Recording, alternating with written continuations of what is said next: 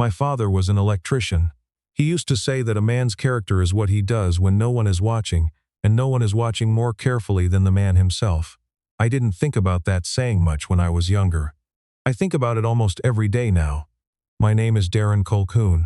I'm a structural engineer at a mid-size firm called Pinnacle Build in Calgary. I have a 2-bedroom condo in Beltline, a truck that needs new winter tires, and a habit of staying too late at the office on Fridays because going home to a quiet apartment after a long week feels like losing some kind of argument. That's probably not a healthy thing to admit, but it's true.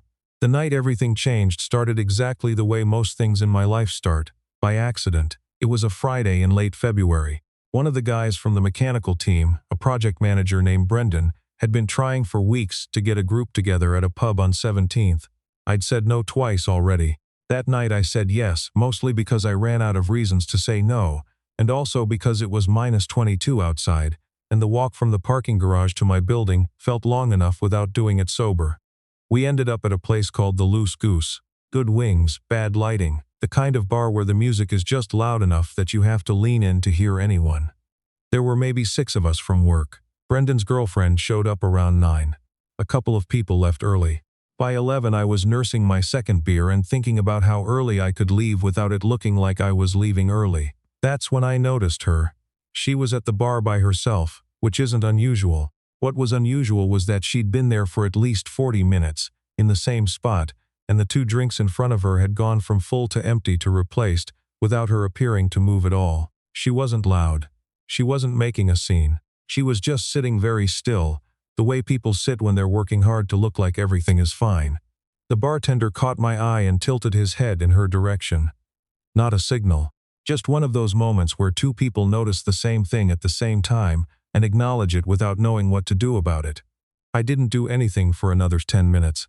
I told myself it wasn't my business. I told myself she was probably waiting for someone. I told myself a lot of things.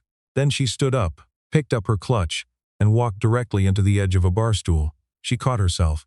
Looked around to see if anyone had noticed.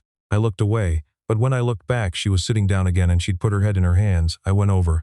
"Hey," I said. "You okay?"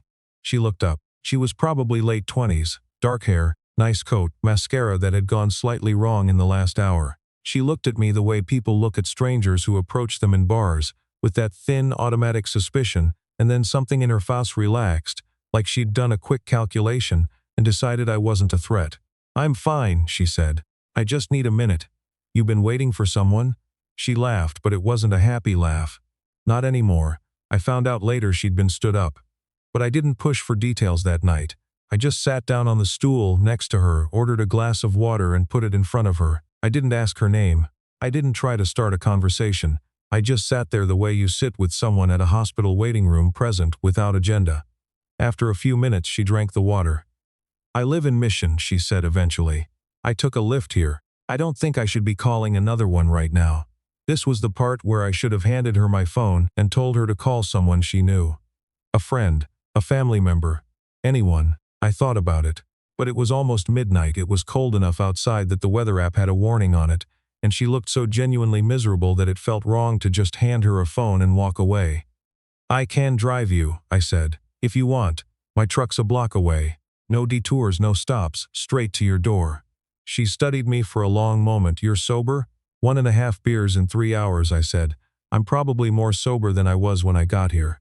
She thought about it. Then she said, "Okay." I told Brendan I was heading out, gave him a look that communicated something but I wasn't sure what, and helped her into her coat. Outside, the cold hit immediately. That specific Calgary cold in February that doesn't just make you cold, but makes you feel like the city is rejecting you personally. She pulled her coat tighter and told me her name was Lily. She gave me her address from memory, which I took as a good sign. She was coherent, just unsteady. She didn't say much in the truck. The heater took a few minutes to kick in, and I made some comment about winter tires, and she laughed a little. By the time we got to her building on 25th, she seemed steadier. She thanked me at the curb. I waited until she was through the front door before I drove away. I didn't think about her again until Monday. Monday morning I walked into the main floor of the Pinnacle Build office, and there was a small group of people gathered near the conference room off the lobby. Not unusual. What was unusual was that in the center of the group there was a man I recognized, The firm's managing director, a man named Gordon Falk, who was not typically on our floor at 8:15 in the morning, and standing next to him, in a gray blazer and a very composed expression, was Lily. I stopped walking. She saw me at almost the exact same moment. Her expression went through about 4 different things in the space of 2 seconds. I imagine mine did the same. Gordon was in the middle of a sentence. He finished it, and then turned to see what she was looking at. "Darren," he said. "Good. You can meet our new head of client relations, Lily Falk. She's been with our Vancouver office for the past 3 years. She'll be based here now." I shook her hand. "Nice to meet you," she said. Her voice was perfectly steady. "You too," I said. That was it. That was the whole interaction. I went to my desk and sat down and stared at my monitor for a solid 2 minutes without opening anything. Her last name was Falk. The managing director's name was Falk. I did the math and then wished I hadn't. I want to be clear about something. Nothing happened that night. I drove her home. She went inside. I went home. That's the entire story. The problem with the entire story was that it didn't feel like a story that would be easy to explain, and Gordon Falk was not a man who struck me as particularly patient with complicated explanations. I'd been at Pinnacle for 4 years. Gordon had hired me out of my previous firm. He was demanding, direct, and fair, but the emphasis was on demanding and direct. He expected people to make good decisions and to explain the reasoning behind them when asked. I had made, I believed, a good decision. I was less certain I could explain it to his satisfaction.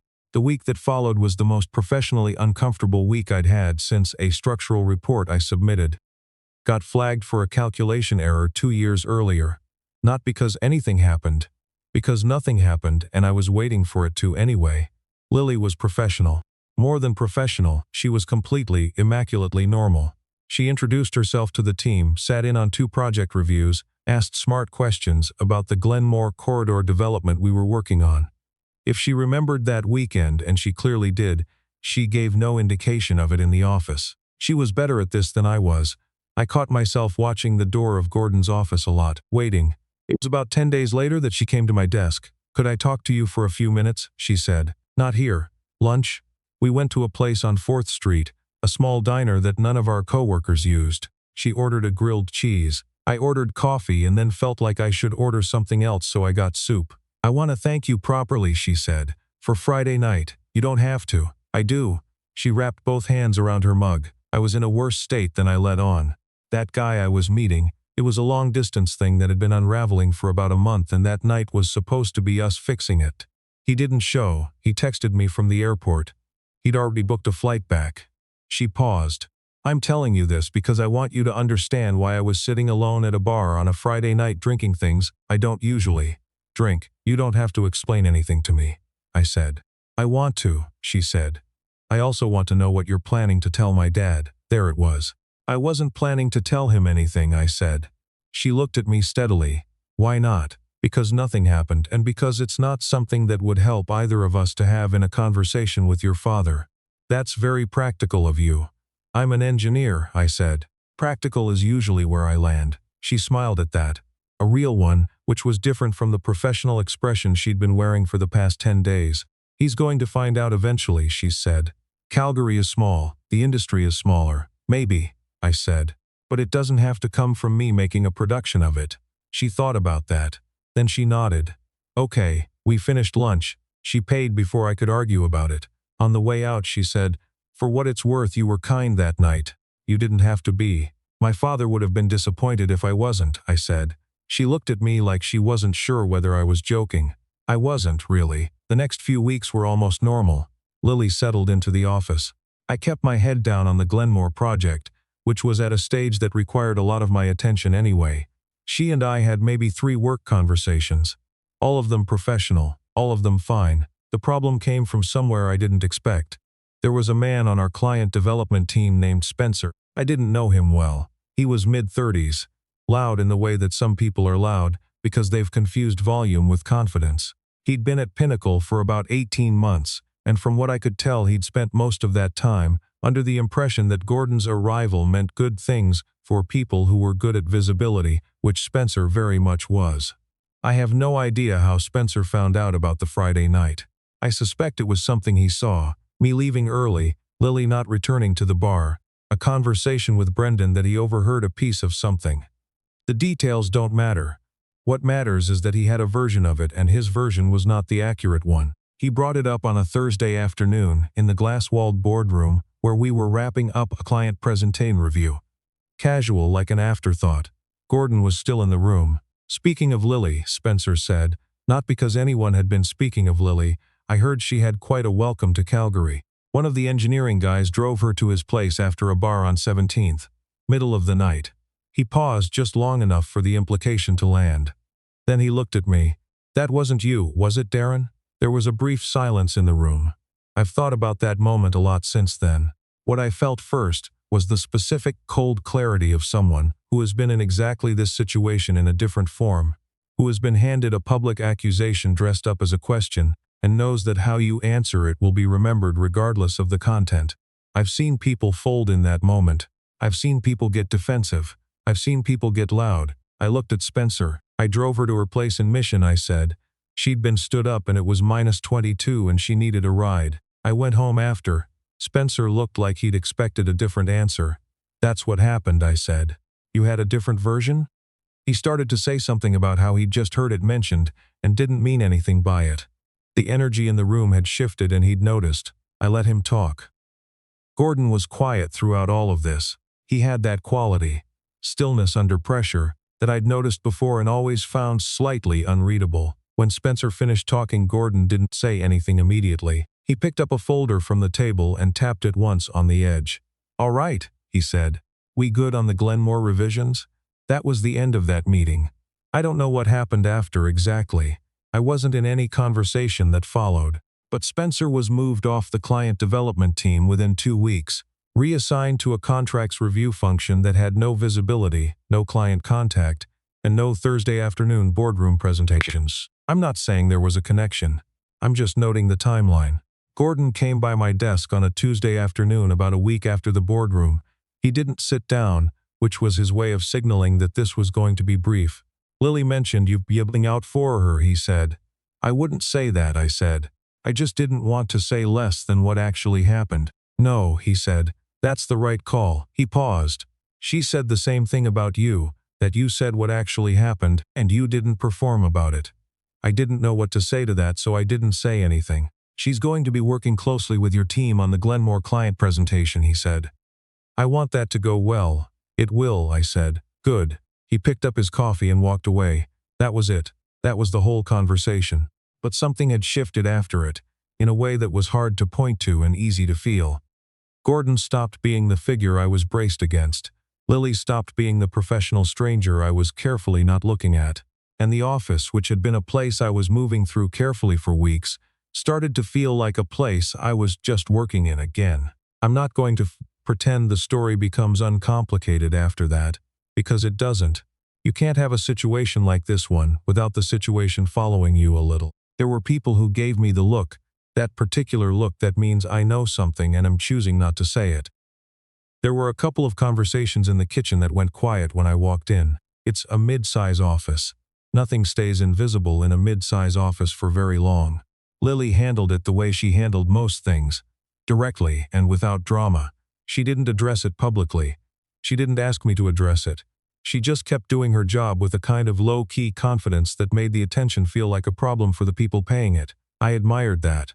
I told her so once, in an accidental way, when we were both staying late on a Thursday, and I said something offhand about how she handled it, and she looked at me and said, I've been handling versions of this my whole life.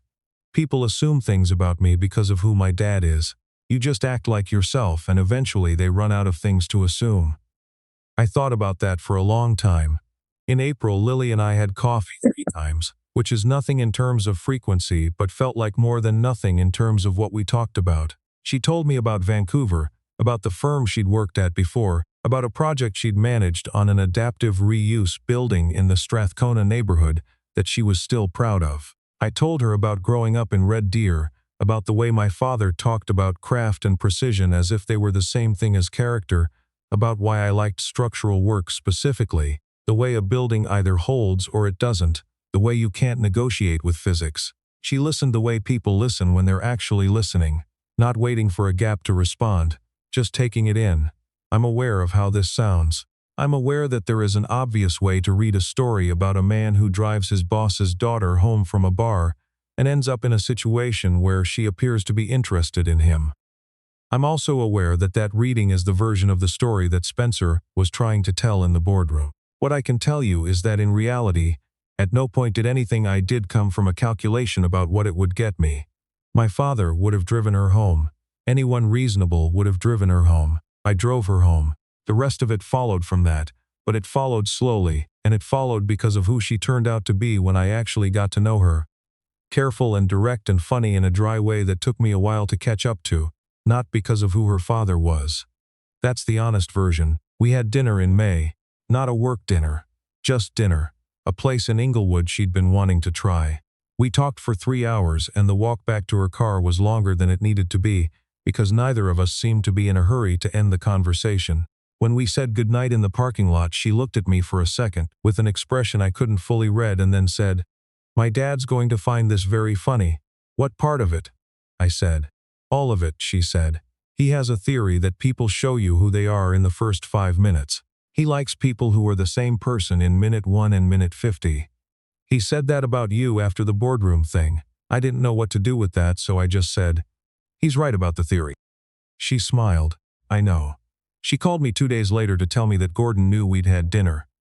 That she'd told him, and that he'd said, and this was her quoting him directly, "About time someone at that firm had some actual judgment." I laughed for about 30 seconds. It's been 8 months since that February night. Lily and I are taking things slowly, which is a phrase that sounds like a hedge, but actually means that we both have enough going on and enough history with things that move too fast that we're just being deliberate. She still works at Pinnacle. I still work at Pinnacle. Gordon still does not say a lot at Thursday boardroom meetings, but when he does speak it lands. And I've learned to pay attention to the moments when he stays quiet. Last month my truck finally got the winter tires. Lily's apartment in Mission has a view of the Elbow River that I have now seen in every season. We had dinner with Gordon and his wife Marjorie in March, which was the most professionally terrifying meal of my life until it wasn't, until Gordon started telling stories about his first project out of school, and Marjorie told the same story with completely different details, and neither of them agreed on which version was right. I drove home that night thinking about my father, about the thing he used to say about character, and what a man does when no one is watching. What I did that February night was drive someone home in the pay cold because it seemed like the right call, and because I didn't want to walk past a person who needed help and have to think about it later. No one was watching. I wasn't watching myself, really. I was just doing what seemed obvious. I didn't know she was the managing director's daughter until Monday morning, and by then, it didn't change anything, because there was nothing to change. That's the whole story. Or the beginning of it, anyway.